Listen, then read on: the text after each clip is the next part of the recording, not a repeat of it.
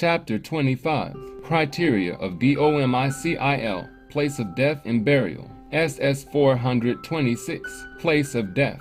The place of a man's death is of little, if any, practical importance in determining his domicile. It certainly has no significance whatever in case any of the prominent facts of his life are known. Theoretically, no doubt, if nothing were known about him except the fact that he died in a particular place, he would be assumed to have been domiciled there, upon the principle that the place where a person is found is prima facie his domicile. But it is scarcely possible to conceive of a judicial inquiry concerning domicile in which no other fact than the place of death is brought forward.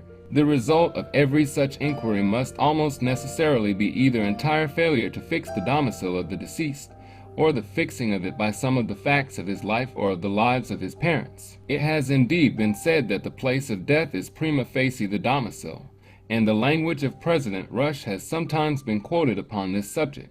He said, "A man is prima facie domiciled at the place where he is resident at the time of his death, and it is incumbent on those who deny it to repel this presumption of law, which may be done in several ways. It may be shown that the intestate was there as a traveler, or on some particular business, or on a visit, or for the sake of health, any of which circumstances will remove the presumption that he was domiciled at the place of his death." The learned judge might, however, have gone a step farther, and have said that such presumption would be removed by merely showing the domicile formerly existing somewhere else. The presumption of continuance applying and shifting the burden of proof upon those who allege a change. In Somerville v. Somerville, Lord Alvanley, speaking particularly with reference to the ascertainment of domicile for purposes of succession in cases where the person has had two residences, observed, "There is not a single dictum from which it can be supposed that the place of the death, in such a case as that, shall make any difference." Many cases are cited in Denizart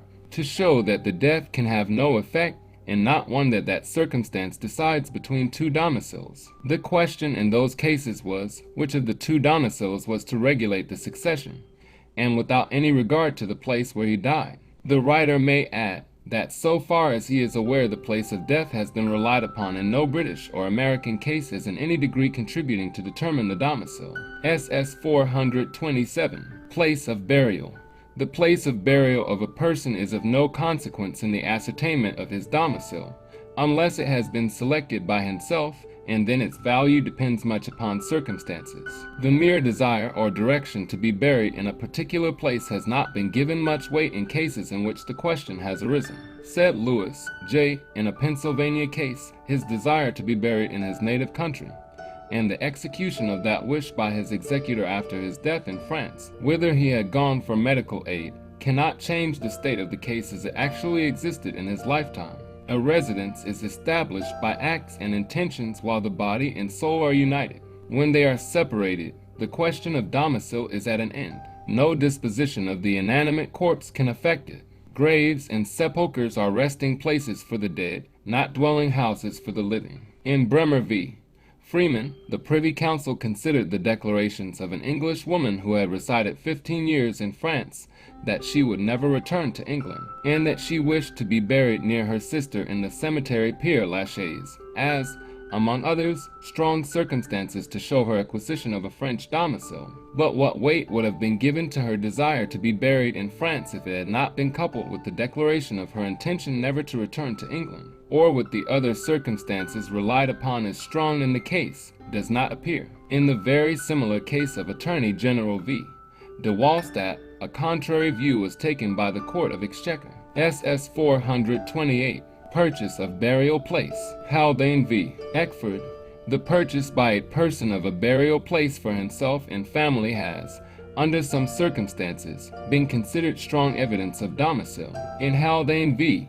Eckford, a Scotchman who had spent 33 years in India in the company's service, subsequently, after a brief residence in France, settled with his family in the island of Jersey, where he resided for 25 years. He purchased ground and built a vault in a burial ground in Jersey, and removed to it the bodies of two of his children who had been buried in France during his residence there. Upon this last circumstance James v. C. dwelt strongly in pronouncing judgment in favor of domicile in Jersey. He said, add to that the very important fact of his bringing the remains of his children from a cemetery in France to be buried in Jersey. I think that is by no means the immaterial fact, as it was pressed upon me that it was by counsel for the respondents. I can conceive nothing which indicates so completely an intention to make a permanent residence as the selection of a burial place for his children, to whom he was attached and who were actually already buried elsewhere. I do not think that the force of that fact and the inference I should draw from it of his intention to make that his permanent residence is in any way diminished by the consideration that the immediate cause of the removal was his fear that the remains, or the burial place in France, where they were placed, might be desecrated. He would not have removed them to Jersey unless he were satisfied as to Jersey being their permanent resting place, and the place in which he himself expressed his wish to be buried. SS 429, ID, Succession of Franklin. In a Louisiana case, one whose domicile of origin was in that state, and where he acquired immense estates, engaged in business in Tennessee, purchased land there and erected upon it a costly house, which was shown to be the finest country residence in that state. He furnished it sumptuously, and adorned the grounds surrounding it at great expense. He thenceforth resided there about 5 months in the year. Upon his Louisiana estate he resided but little, the house which he occupied when there being old and out of repair. The balance of the year he spent in New Orleans, mostly in a rented house. His declarations were conflicting, and his veracity doubtful. He made the judicial declaration of domicile in Louisiana provided for by the code of that state, but on the other hand brought suits in the federal courts as a citizen of Tennessee. He voted in both states. In his will he directed his executors to provide a burial place in Tennessee for himself and family. And upon this last circumstance, in the great conflict of evidence, the court relied greatly in holding his domicile to be in Tennessee. SS 430, Aya, Hodson v. de Beauchesne. Upon the other hand, we have the case of Hodson v.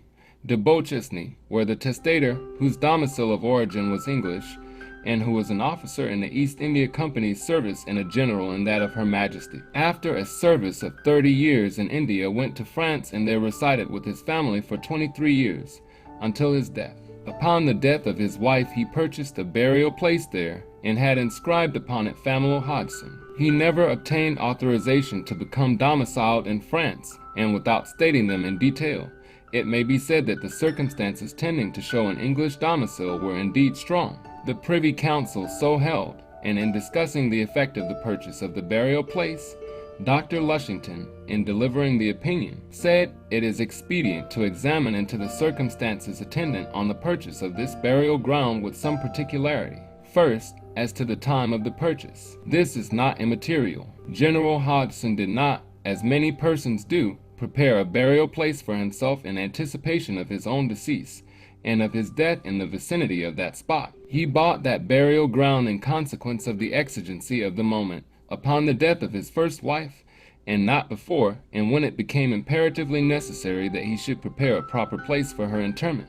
In order to attain that end, and to prevent the operation of the French law, that fresh interments might take place after 5 years on ground not purchased, he was compelled to make a purchase of a certain extent of burial ground. This he did, but he limited his purchase to 2 meters, the smallest extent allowed by law to be bought for the purpose sought to be attained. Looking at the circumstances under which the ground was purchased, and to the necessity of the purchase for the decent interment of his wife, we cannot consider this fact, standing alone, as any cogent evidence of an intention to acquire a French domicile by showing the determination to live and die in France. Indeed, the extent of the ground bought, and that it would be capacious enough to hold other bodies, is no proof of an intention to be buried there himself.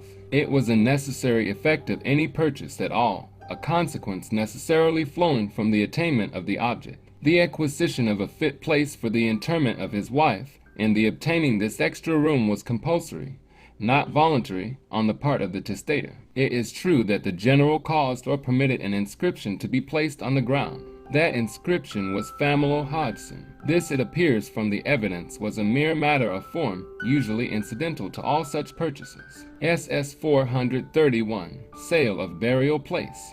The sale of a burial place at the place of one's domicile of origin, accompanied by removal elsewhere, is a fact of some importance showing animus non revertendi.